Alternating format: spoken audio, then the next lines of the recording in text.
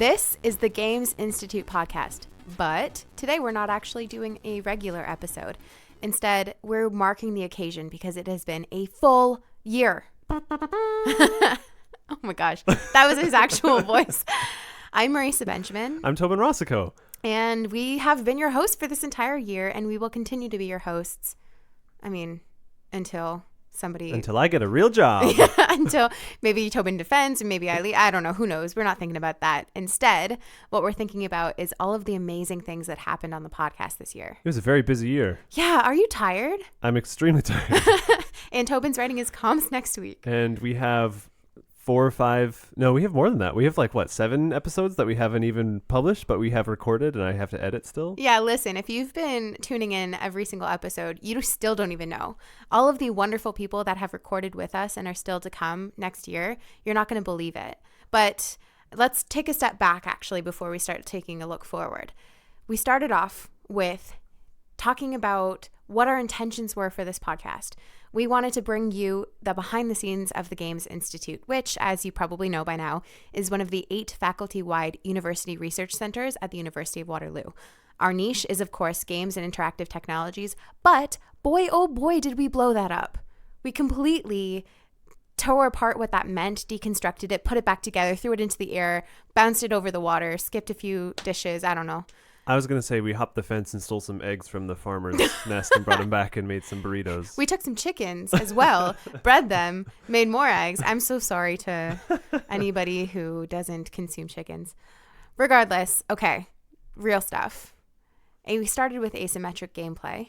Mm-hmm. We looked at VR futures. I also went into that episode thinking we were talking about isometric gameplay. What is isometric gameplay? It's just the camera angle is a little bit different. So instead of being like a planar horizontal camera, mm-hmm. isometric shifts it. So it's almost like a Dutch angle the whole time.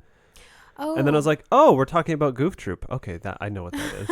So that was a fun episode for me. Lessons were learned, apparently.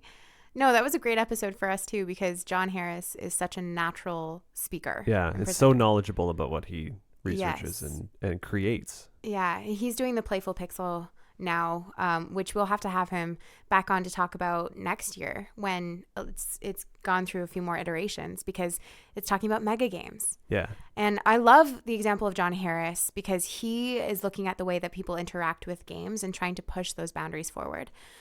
It also connects really well to Gustavo and Stuart, who were on the podcast talking about player preference. Yeah. Yeah. So whereas John Harris was talking about different people playing games, Stuart and Gustavo were talking about different people playing different games. Yeah.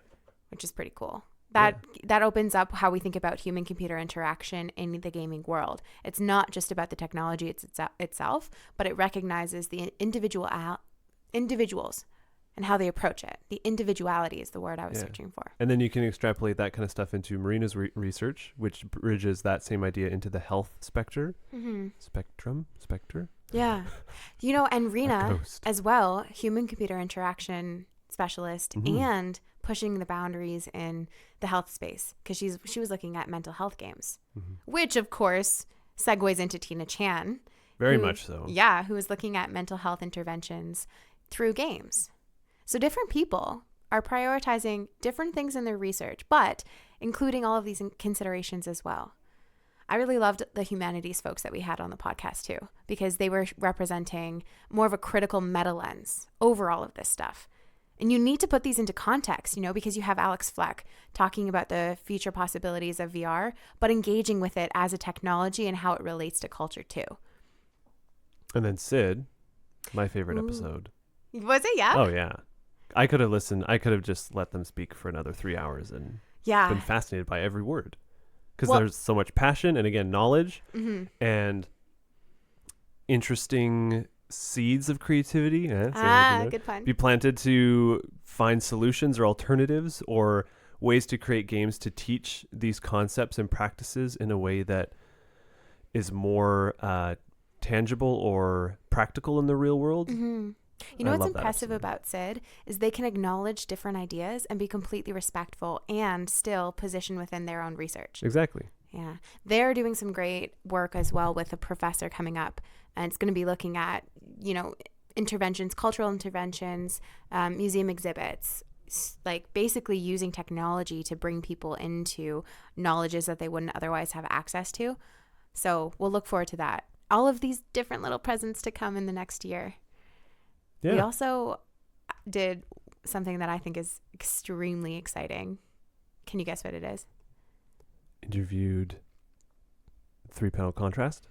Well, yes. Okay. Yes, absolutely. I was going to say D&D, but no, you're totally right. To have we had the podcast mergers. Yeah, to have seasoned podcasters come join us. Yeah, that was really cool. A little bit of imposter syndrome there on my part, because not only are they brilliant podcasters, but they're talking about comic studies, which you're still a novice fledgling. Well, I don't know if I'll ever break away from novice, but yeah, you're totally right. Like, just come to more of my guest lectures and then you'll figure it out. Yeah, true. Yeah, that's fun. Yeah, so that kind of stuff. And then D&D. We want to start doing more D&D podcasts. Actually play games on the Games Institute podcast as a way to have the people who do research play, but then kind of this meta analysis as they play. And D&D is the perfect space for that, because you can role play a character however you want and form this narrative, maybe informed by the research, maybe informed by the queer character creator. Yeah. That kind of stuff. Who will be on next year. Yeah. And all of this is because we still really, really want to get to the roots of what the Games Institute is and its formation through Immerse, which is the SSHRC Partnership Grant, Social Sciences and Humanities Research Council Partnership Grant that was awarded to our director, Neil Randall. Which is the holy grail, if we can get him on the podcast. Yeah, and we will. Oh, we promise we will. Yeah. I think we mentioned that in the first episode. Yeah. I was like, we need to eventually have that happen. But maybe we had to, cut our teeth a little bit more before we could. Yeah, well, he's a busy guy. Yes. I mean, everybody's busy, but Neil keeps this place running.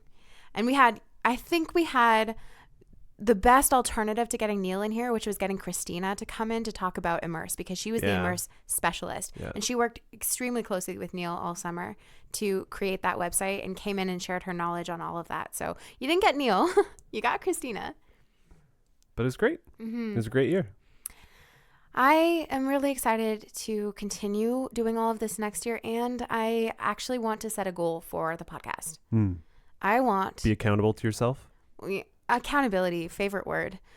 I want to make sure that every time we dive into talking about a researcher, we're continuing to center them as the focus, because that's what's truly special about what we're doing here. In other forms of research communication, the project becomes the center, the focal point.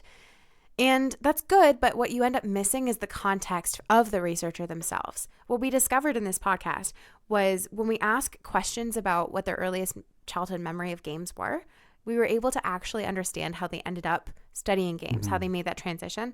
And then when we later asked them to talk about what one game they would tell the entire world to play, they were able to showcase what they personally think is the highlight of the game's experience. With this context, we actually get better insights into the research itself. Right. You get to know what their motivations are, what their goals are, passions, inspirations, and things that they don't like. All of this colors and shapes the research, and it helps us as listeners, as learners, understand what's happening in order to get that research. And you get to see sort of the stuff that gets cropped away in order to meet word counts when you're presenting at conferences. So, goal.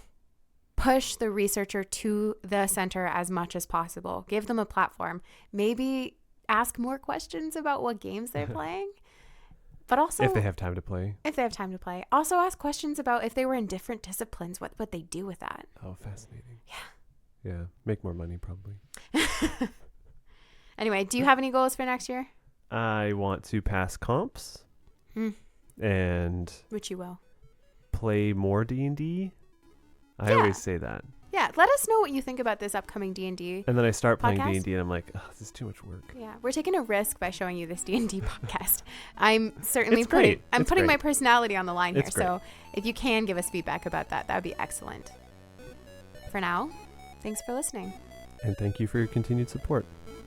See you in the new year.